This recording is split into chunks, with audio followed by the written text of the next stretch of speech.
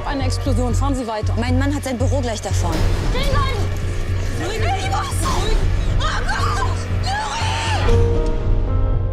Hast du sich bei den Todesopfern um ihren Mann? Hat er Feinde? War er ein Muslim? Bitte? Sie wollen doch auch wissen, wer Ihre Familie getötet hat. Das ist noch eine Türkengegend, wo das Büro von meinem Mann ist. Doch, da war eine Frau, die hat ihr Fahrrad vor seinem Büro abgestellt. Das war eine Deutsche. Sie war so deutsch wie ich mal. Du hast recht gehabt. Es waren Nazis. Die Bullen haben die Täter erwischt. Hey everybody, welcome to What the Flick. That's Christy, that's Alonso, I'm Matt. You guys are gonna review In the Fade. Yes, this is the movie that just won the Golden Globe for Best Foreign Language Film. Is it German or is it Turkish? Yes. Okay, because the director, Fatih Akin. It's both. Fatih Turkish. Is Turkish, but lives in Germany and the film's in German. I'm gonna say this is a German film. I may be a co-production, I'm not sure. There you go. Anyway, it won the Golden Globe for Foreign Language Film. It's in German. So Diane Kruger plays a wife and a mom, and this is not in any way a spoiler. This is the thing that kicks off the entire story. She is happily married. She has a little boy who is 6 years old, and she drops the son off with the husband at his office one day to go hang out with her sister who is pregnant. And when she comes back, there is a police barricade and there has been an explosion. There has been a bombing outside of her husband's office and it kills them both. It decimates her entire family in one awful moment. And the story is about how she goes through the process of the trial against the neo-Nazis who are accused of the crime, and then what happens when perhaps the trial does not go the way she had hoped. Take a look. Steht in der Polizeiakte, dass wir was bei dir gefunden. These are my friends. Have you seen them?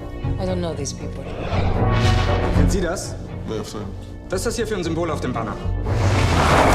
Bringst dich doch nur in Schwierigkeiten. Stell dir mal vor, die hätten mich und Rocco erwischt. Nein. Und Nuri hätte überlebt. Nein. Der hätte das ganze Geplänkel nicht mitgemacht. Nein! Nein! Die werden ihre Strafe kriegen, das schwöre ich dir. Kruger won Best Actress at Cannes this year. And she's amazing. She's the best part of the whole thing. Great, and I think I read that this is the first time she's gotten to act in her native tongue. She's in Inglourious Bastards. But does she speak German? Does she speak German in it? I don't remember. Okay, then maybe I read the wrong thing. Forget it. I said that. I feel like she's spoken German before. You're Did she not speak German when she was Helen of Troy? I'm sorry. I think she speaks German in Inglourious Bastards. Okay, maybe this is her first lead We'll role look in it up. German. We'll look I it don't up. know. Anyway, she she's speaks great German. in this. She's great in this. It is. I mean, it is. We talked last week about how much I hated the scene in Hostels where Rosamund Pike, grieves the death of her family. Diane Kruger shows you how it's done. Yeah, because it is intense and it is devastating without being histrionic and overplayed. And there's shadings to it. There are highs and lows as you experience with grief, and I'm Yes. sure as you, I can't imagine, but as you experience with this kind of really tragic grief. Yeah, and so you're right. It builds to this trial, and we're sort of conditioned for movies like this that the trial is going to leave us at some sort of catharsis one way or the other. But then this movie has a whole third act after that, and it's kind of like dealing with other issues. And she is just constantly riveting, and the story is really fascinating. And we talked about the Hanukkah movie being about immigration and stuff. This is a movie that's much more directly about that, because the husband is Kurdish. We have these neo-Nazis who set this bomb off, or who are accused of setting this bomb off in front of the office. And so, dealing with her own family, with her husband's family, who are not always as supportive as they might be. Oh no, they're horrible, actually. They're quite horrible at times, yes. So it's this is a movie that trades in contemporary issues, but it is ultimately a character story, a character study, and it melds the headlines and drama really well. Yeah, that emotional truth really gives it heft and makes it not feel like a heavy-handed kind of beating you over the head with "this is the world we live in" and "isn't it awful?" Right. Because she is so great.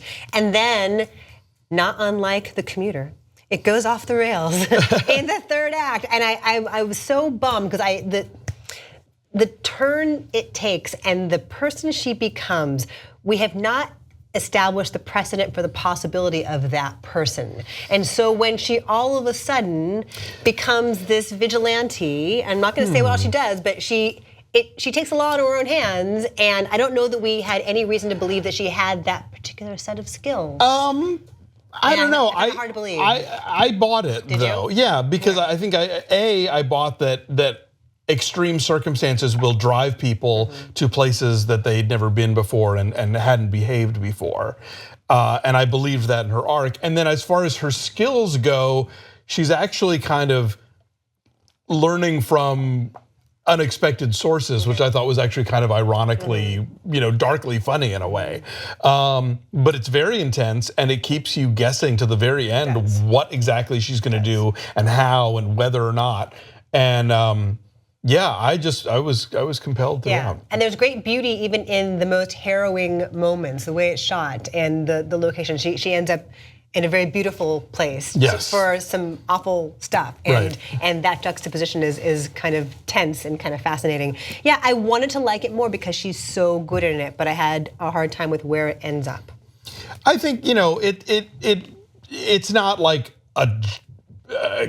always a triumph necessarily, but I think for the most part, I followed her through the arc of this story, and I found the story itself to be interesting. Yeah. So weirdly, our numbers are really close. They're really close. For different reasons. For different reasons, I guess, yeah. And it's also just really good to see Diane Kruger get a lead role because she so infrequently It's true, yeah, and I hope this, the Cannes Award obviously was a big thing, and I'm glad that Akin brought her on stage at the Golden Globes to be like, yeah, this movie exists because of her, so. Well, I'm saying 7.4.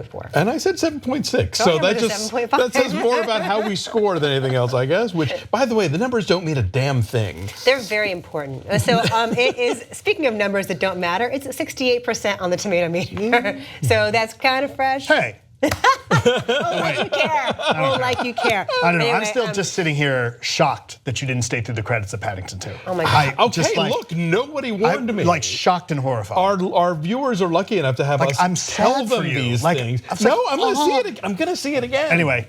Also Paddington 2, really good. Is there also a wacky song and dance at the end of In the Fade? Because I didn't. There is not. I can attest to that. All right, bye.